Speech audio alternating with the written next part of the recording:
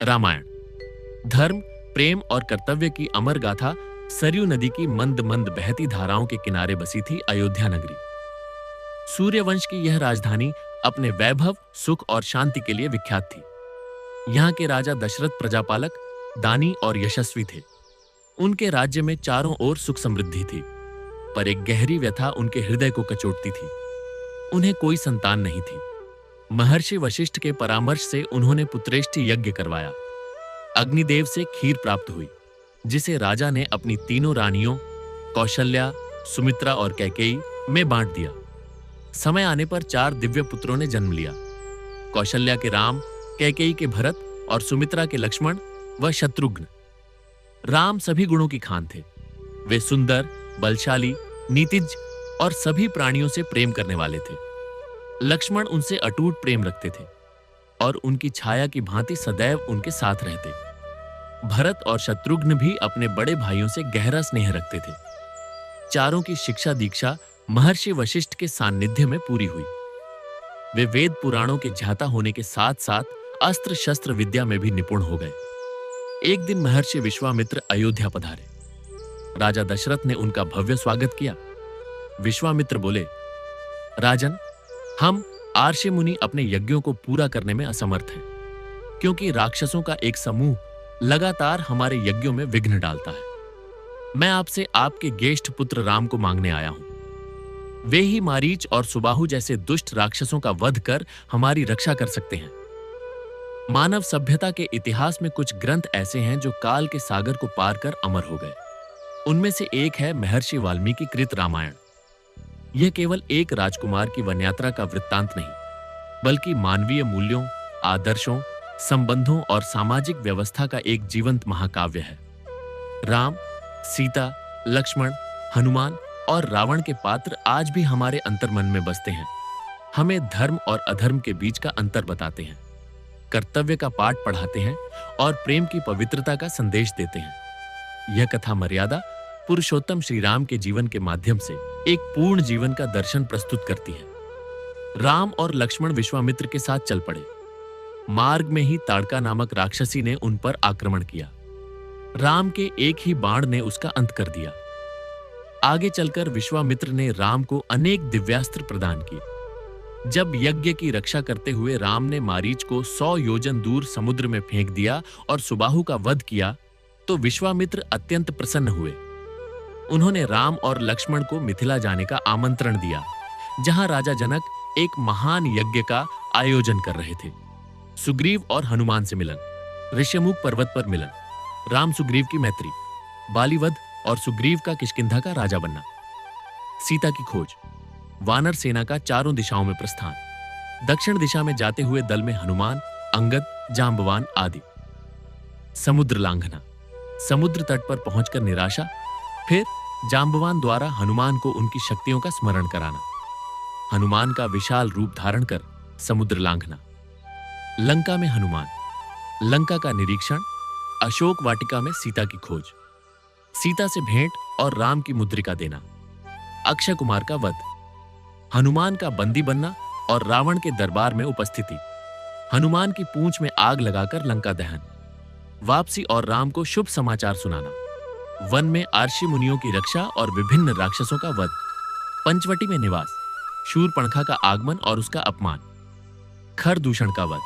शूरपणखा की यातना की सूचना लंका पहुंचाना, सीता हरण, मारीच का स्वर्ण मृग बनना, सीता की इच्छा और राम लक्ष्मण का पीछा जाना, लक्ष्मण रेखा, रावण का ब्राह्मण वेश धरकर आना और सीता का हरण, जटायु का बलिदान, राम और लक्ष्मण का सीता की खोज में निकलना। मेघनाद और कुंभकर्ण जैसे महावीरों के वध के बाद लंका में शोक की लहर दौड़ गई। रावण का अहंकार अब पीड़ा और क्रोध में बदल चुका था। उसकी सेना भयभीत और हतोत्साहित थी, परंतु स्वयं रावण अभी भी अपने बल और शक्तियों पर अटूट विश्वास रखता था। युद्ध भूमि का दृश्य, लंका के द्वार पर भीषण युद्ध चल रहा था। वानर सेना उत्साह से लड़ रही थी, परंतु रावण की सेना अब रक्षात्मक हो चुकी थी। राम और लक्ष्मण युद्ध के मोर्चे पर अग्रणी थे। तभी आकाश में भयानक हाहाकार मचा। रावण स्वयं अपने रथ पर सवार होकर युद्ध भूमि में उतरा। उसका रथ सोने का था, जिसमें असंख्य ध्वजाएं लहरा रही थीं। उसके 10 सिर और 20 भुजाएं देखकर वानर सेना में भगदड़ मच गई। राम रावण का प्रथम सामना। रावण ने गर्जना करते हुए कहा, हे राम, तू एक साधारण मनुष्य है और मैं देवताओं को भी कांपा देने वाला लंकापति। तूने मेरे पुत्र और भाई को मारा है। आज मैं तुझे और तेरे छोटे भाई को नहीं छोड़ूंगा। राम शांत भाव से बोले, रावण, अहंकार तुम्हारा सबसे बड़ा शत्रु है। तुमने धर्म का मार्ग छोड़ दिया, इसलिए आज तुम्हारा अंत निश्चित है। मैं धर्म की रक्षा के लिए युद्ध कर रहा हूं। युद्ध आरंभ हुआ। रावण ने अनेक दिव्यास्त्र छोड़े। उसने नागास्त्र छोड़ा तो राम ने गरुड़ास्त्र छोड़कर उसे निष्फल कर दिया। रावण ने अग्निबाण छोड़े तो राम ने वरुणास्त्र से उन्हें शांत कर दिया। युद्ध का प्रथम चरण राम के पक्ष में रहा। रावण घायल होकर अपने रथ पर लौट गया। विभीषण का सहयोग और रावण की निद्रा। उस रात विभीषण ने राम के शिविर में आकर एक महत्वपूर्ण रहस्य बताया। प्रभु, रावण ने ब्रह्मा जी से वरदान पाया है कि उसकी नाभि में अमृत कुंड है। जब तक उसकी नाभि पर प्रहार नहीं होता, तब तक वह अजेय है। साथ ही उसे युद्ध में हर दिन एक बार निद्रा देवी का आह्वान करना पड़ता है, जिसके प्रभाव में वह कुछ क्षणों के लिए सो जाता है। उस समय उस पर प्रहार करना वर्जित है, नहीं तो निद्रा देवी का कोप भयानक हो सकता है। राम फिर से युद्ध के लिए तैयार हुए। अब उन्होंने निश्चय किया कि रावण का वध करना ही होगा। रावण ने फिर से ब्रह्मास्त्र छोड़ा। राम ने भी ब्रह्मास्त्र ही छोड़ा। दोनों अस्त्र मध्य आकाश में टकराए और भीषण विस्फोट हुआ। पृथ्वी कांप उठी। रावण का अंत। विभीषण ने राम को पुकारा, प्रभु, अब नाभि पर निशाना लगाइए। राम ने रावण की नाभि पर ध्यान केंद्रित किया।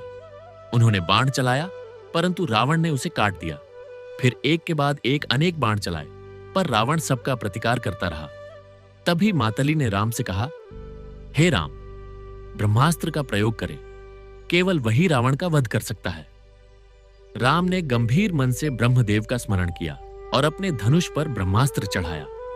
उन्होंने रावण की नाभि पर निशाना साधा और बाण छोड़ दिया। बाण इतनी तेजी से गया कि रावण उसका प्रतिकार नहीं कर सका। वह बाण रावण की नाभि में जा लगा और उसके पूरे शरीर से होता हुआ निकल गया। रावण के मुख से एक भयानक चीत्कार निकली। उसके 10 सिर लहू से सन गए।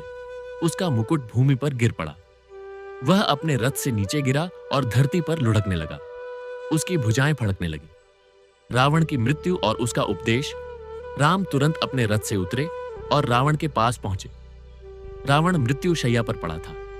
राम ने लक्ष्मण से कहा, भैया, जाओ और इस महाज्ञानी से कुछ ज्ञान प्राप्त करो। लक्ष्मण रावण के सिरहाने बैठ गए, परंतु रावण ने उनकी ओर देखा भी नहीं और आंखें बंद कर ली। लक्ष्मण ने राम से शिकायत की। राम स्वयं आए और रावण के पैताने बैठ गए। उन्होंने विनम्रता से कहा, हे लंकापति, आप एक महान ज्ञानी, वीर और शिवभक्त हैं। यदि आप हमें कोई उपद